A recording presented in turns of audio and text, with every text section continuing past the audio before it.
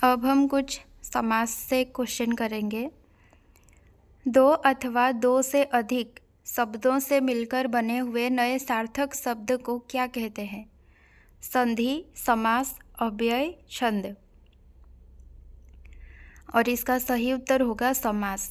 जब भी दो शब्दों को मिलाया जाता है तब मिलाया तो नहीं जाता है, बस पास पास बिठा दिया जाता है, तब उसे क्या कहते हैं? समास कहते हैं। वहीं पर अगर दो ध्वनियों को हम मिलाते हैं तब हम क्या कहेंगे? संधि कहेंगे। समास का शाब्दिक अर्थ होता है संक्षेप, विस्तार, विग्रह, विच्छेद। सही उत्तर होगा संक्षेप। ठीक है, समास का शाब्दिक अर्थ क्या होता है? संक्षेप, छोटा करना।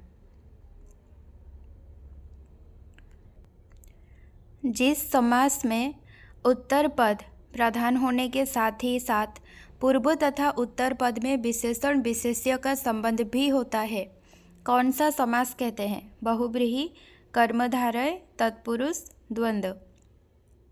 तो उत्तर पद पूर्व पद समझ में ना आए तब भी आपको अगर विशेष्य और विशेषण दिखे, ठीक है, कोई भी समास में, तब आपको क्या करना है? वो उसका उत्तर क्या होगा? कर्मधारय। ठीक है, कर्मधारय समास में हमेशा विशेषण और विशेष्य आपको देखने को मिलेगा।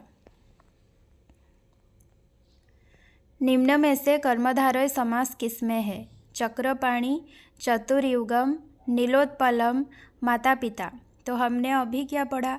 कर्मधारय समास में हमें क्या देखने को मिलेगा? विशेषण और विशेष्य। ठीक है, तो ये चारों ऑप्शन में आपको कहाँ पर विशेषण नज़र आ रहा है?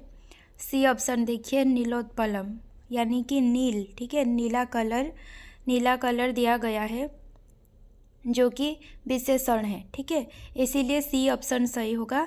नीलोत्पलम जो है कर्मधारय समास है। जिस समास के दोनों पद अप्रधान होते हैं वहाँ पर कौन सा समास होता है? द्वंद्व, द्विगु, तत्पुरुष, बहुब्रीहि। दोनों पद अप्रधान यानी कि कोई तीसरा पद प्रधान। ठीक है, और जब दोनों पद अप्रधान और तीसरा पद प्रधान होता है तब कौन सा समास होता है? बहुब्रीहि।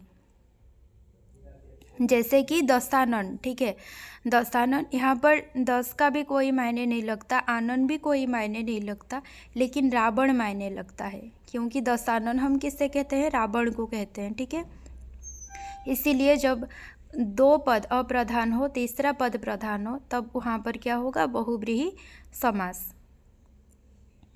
जितेंद्रियों में कौन सा समास है? द्वंद्व, बहुब्रीहि, तत्पुरुष, कर्मधारय। जितेंद्रिय क्या होगा? जितेंद्रियों में होता है बहुब्रीहि समास। ठीक है, और जितेंद्रिय का मतलब क्या है? किससे हम जितेंद्रिय कहते हैं? आप लोग बताइए ढूंढ के। देवासुर में कौन सा समास है? बहुब्रीहि, कर्मधारय, तत्पुरुष, द्वंद्व। देवासुर, इसको तोड़िए, क्या मिलेगा? देव और असुर। ठीक है, देव और असुर, और अगर दो शब्दों के बीच और हो तो कौन सा समास होता है? द्वंद्व। ठीक है, देव और असुर, देवासुर, इसीलिए यहाँ पर क्या होगा? द्वंद्व समास। देशांतर में कौन सा समास है? बहुब्रीहि, द्विगु, तत्पुरुष, कर्मधारय। देशांतर यानी कि देश से अंतर। ठीक है, जो देश से चला गया हो, देश से दूर हो गया हो, देशांतर। और अलगाव का भाव आए तो अपादान, और अपादान किस में आएगा? तत्पुरुष में। ठीक है, देशांतर क्या हो गया? तत्पुरुष समास। अगर तत्पुरुष का भी भेद पूछ देता तो अपादान तत्पुरुष समास।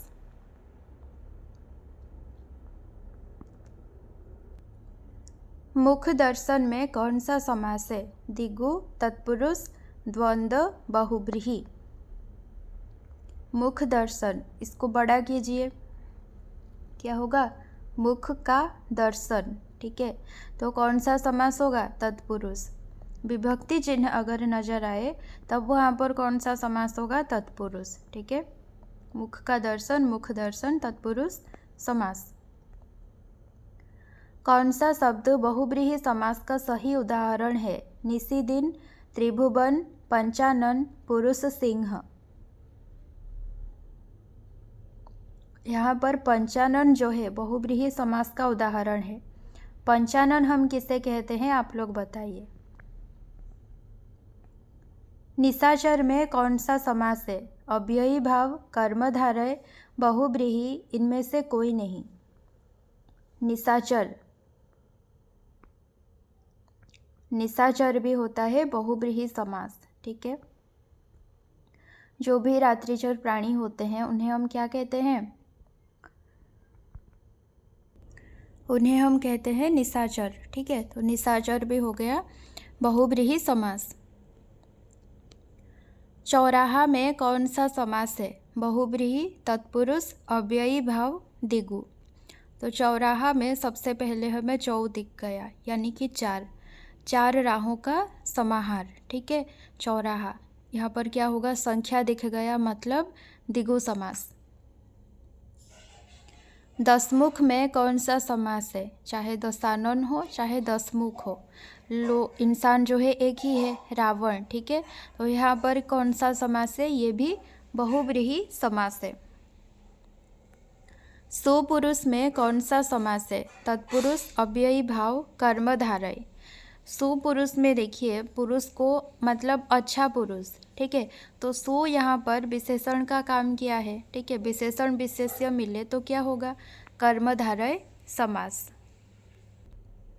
निम्न में से एक शब्द में द्विगु समास से चयन कीजिए। आजीवन, भूदान, सप्ताह, पुरुष सिंह। आजीवन में देखिए आ क्या है? एक अव्यय है। ठीक है,